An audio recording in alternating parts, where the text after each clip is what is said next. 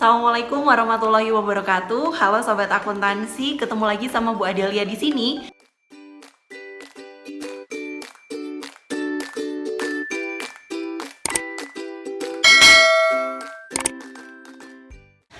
Nah, teman-teman semuanya masih pada inget nggak apa sih komponen di neraca atau laporan posisi keuangan? Masih inget?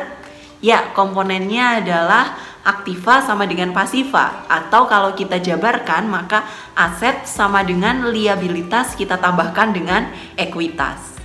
Nah, teman-teman, dalam pertemuan kali ini kita akan membahas satu persatu. Yang pertama adalah mulai dari aset atau aktiva di sini, di mana aset di sini dibagi menjadi dua. Yang pertama adalah aset lancar dan yang kedua adalah aset tetap. Oke, untuk aset lancar ini merupakan aset yang dia ini bentuknya liquid atau gampang kita bentuk jadi bentuk uang. Dan biasanya penggunaannya, jangka waktu penggunaannya adalah kurang dari 1 tahun. Seperti contohnya adalah kas, piutang, dan juga persediaan. Nah, yang kedua yang ada di kelompok aset ini adalah aset tetap, yang akan menjadi pokok bahasan kita pada pertemuan kali ini. Jadi apa bedanya antara aset lancar dan juga aset tetap?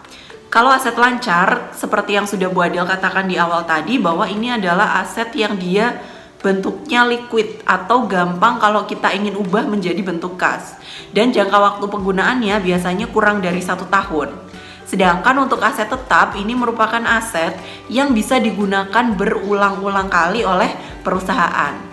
Tidak sekali pakai langsung buang, tidak, tapi aset tetap ini biasanya dapat digunakan berulang kali. Nah, karena dia dapat digunakan berulang kali, maka jangka waktu penggunaannya juga biasanya lebih dari 1 tahun, atau kalau kita sebut adalah jangkanya jangka panjang. Aset tetap di sini bisa digunakan perusahaan sebagai salah satu alat atau media yang digunakan untuk memperlancar kegiatan operasional perusahaan sehari-hari. Contohnya apa sih aset tetap ini? Jadi contoh aset tetap yang pertama adalah peralatan. Nah, peralatan di sini mungkin teman-teman masih ada sedikit yang masih kebingungan. Apa sih bedanya peralatan sama perlengkapan? Nah, jadi teman-teman harus bisa membedakan ya. Kalau peralatan ini merupakan contoh dari aset tetap atau aktiva tetap yang bisa kita gunakan untuk kegiatan operasional sehari-hari yang dapat kita gunakan secara berulang-ulang. Contohnya misalkan adalah mesin. Mesin ini bisa kita gunakan berulang-ulang. Contohnya mesin printer ya. Mesin printer ini bisa kita gunakan berulang-ulang, tidak sekali pakai langsung buang, tidak. Jadi mesin printer di sini merupakan salah satu contoh dari peralatan. Dia bisa digunakan dalam jangka waktu lebih dari 1 tahun dan bisa digunakan secara berulang-ulang. Itu contoh peralatan. Sementara kalau perlengkapan ini termasuk ke dalam aktiva lancar. Jadi dia bisa digunakan kurang dari 1 tahun dan bentuknya liquid. Dapat dengan cepat kalau mau kita ubah menjadi bentuk kas. Contohnya dari perlengkapan ini adalah barang-barang yang sekali pakai sudah tidak bisa digunakan. Seperti kertas yang kita gunakan untuk ngeprint ini tadi. Kalau mesin printernya termasuk contoh peralatan, maka kertasnya di sini adalah contoh dari perlengkapan yang biasanya sekali kita gunakan sudah tidak bisa digunakan lagi. Dan jangka waktu penggunaannya biasanya kurang dari 1 tahun. Jadi di sini teman-teman harus bisa membedakan ya mana yang masuk ke dalam perlengkapan dan mana yang masuk ke dalam contoh peralatan. Kalau peralatan masuknya ke aktiva tetap, sedangkan kalau perlengkapan maksudnya ke aktiva lancar. Oke, kembali lagi ke topik tentang aktiva tetap. Jadi aktiva tetap atau aset tetap ini pada dasarnya kita bagi menjadi 3. Yang pertama adalah aset tetap berwujud atau tangible fixed asset. Nah, dari segi namanya tangible fixed asset, aset tetap berwujud. Jadi merupakan aset tetap perusahaan yang secara fisik kalau kita lihat itu memang ada wujudnya. Seperti kendaraan, mesin, gedung, tanah. Itu merupakan seperti contohnya adalah kendaraan, mesin, gedung. Itu merupakan contoh dari tangible fixed asset atau aset tetap berwujud. Jadi secara fisik kalau kita lihat tuh memang ada wujudnya. Sedangkan kelompok aktiva yang kedua yaitu intangible fixed asset. Nah, Ini adalah lawannya tangible. Kalau tangible tadi bisa kita lihat secara fisik, kalau intangible ini artinya tidak bisa kita lihat secara fisik bentuknya. Tapi dia merupakan contoh dari aktiva tetap. Nah, aktiva tetap yang masuk ke dalam kelompok intangible atau tidak terlihat ini tadi, tidak bisa kita lihat bentuknya secara fisik. Ini ada beberapa contohnya. Yang pertama adalah hak paten, hak cipta, hak franchise, lisensi, monopoli, merek dagang. Jadi secara fisik memang kita tidak bisa melihat bentuknya, tapi kita bisa merasakan adanya manfaat dari aset tetap yang tidak berwujud ini. Misalkan contohnya adalah hak cipta. Hak cipta ini wujudnya apa? Paling biasanya adalah satu lembar kertas yang berisi tentang surat pernyataan ciptaan. Tapi secara fisik kita tidak bisa melihat bentuk dari hak cipta ini. Namun hak cipta ini bisa menghasilkan pendapatan bagi perusahaan. Contohnya, dalam perusahaan penerbitan, maka ketika hak cipta terhadap suatu buku dimiliki oleh perusahaan tersebut, maka apabila ada pihak lain yang ingin menerbitkan buku tersebut, maka harus menghubungi atau melalui dari perusahaan penerbit ciptaan ini tadi. Sama halnya dengan goodwill, paten, semuanya tidak ada wujudnya, tapi melalui aset tetap tidak berwujud ini perusahaan juga bisa mendapatkan income atau pemasukan. Kemudian ada kelompok aset tetap yang ketiga yang kita sebut sebagai aset tetap sumber alam, atau dalam bahasa Inggris kita sebut sebagai wasting asset. Nah, jadi aktiva tetap sumber alam ini merupakan aktiva tetap yang memang dia berasal dari sumber-sumber alam. Contohnya seperti minyak bumi, batu bara, emas, ini dia memang berasalnya dari sumber alam. Dan untuk aktiva tetap sumber alam ini, salah satu cirinya adalah kita tidak bisa menciptakan aktiva tersebut, karena memang aktiva tersebut ini diciptakan dari proses alamiah yang terjadi selama beribu-ribu bahkan berpuluh-puluh ribu tahun. Sehingga kita tidak bisa menciptakan aktiva tetap sumber alam ini dengan menggunakan tangan kita hanya dalam waktu yang singkat, karena ini memerlukan proses alamnya dalam jangka waktu yang cukup lama. Dan aktiva tetap ini tidak bisa kita perbarui, karena untuk memperbaruinya butuh waktu yang cukup lama. Nah, berdasarkan informasi dari ketiga kelompok aktiva tetap ini tadi, maka aktiva ini ketika kita sudah menggunakan selama beberapa kali, berpuluh-puluh kali, ribuan kali, maka aktiva ini akan menurun penggunaannya, menurun nilainya, menurun kapasitasnya. Seperti contohnya, kalau teman-teman beli motor sekarang, harga 20 juta, baru keluar dari dealer.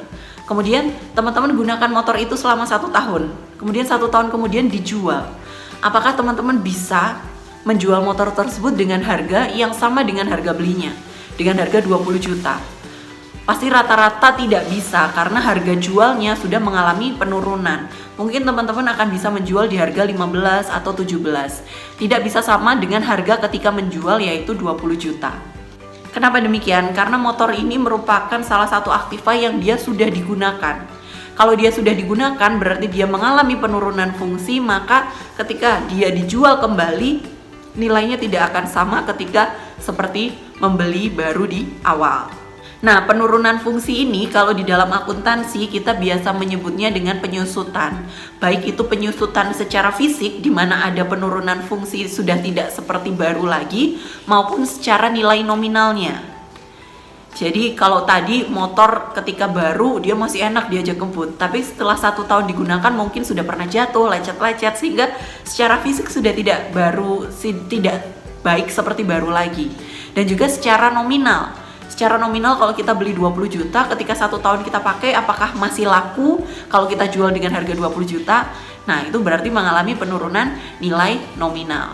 Penurunan nilai nominal di dalam akuntansi kepada aset tetap ini kita sebut sebagai peristiwa penyusutan. Nah, penyusutan ini untuk ketiga jenis aktiva tadi juga memiliki istilah yang berbeda-beda. Penyusutan untuk aktiva jenis yang pertama yaitu aktiva tetap berwujud atau tangible fixed asset. Penyusutan untuk aktiva tetap berwujud ini biasa kita kenal dengan istilah depresiasi. Nah, penyusutan atau depresiasi untuk aktiva tetap yang memang secara fisik dia ada wujudnya. Nah, si depresiasi ini Dalam akuntansi kita mengenal beberapa metode yang kita bisa gunakan untuk menghitung nilai depresiasi atau penyusutan aktiva tetap berwujud ini. Yang paling terkenal ini kita sebut sebagai metode garis lurus atau straight line method. Nah, di straight line method ini kita bisa membagi penyusutan untuk suatu aktiva berdasarkan umur ekonomisnya.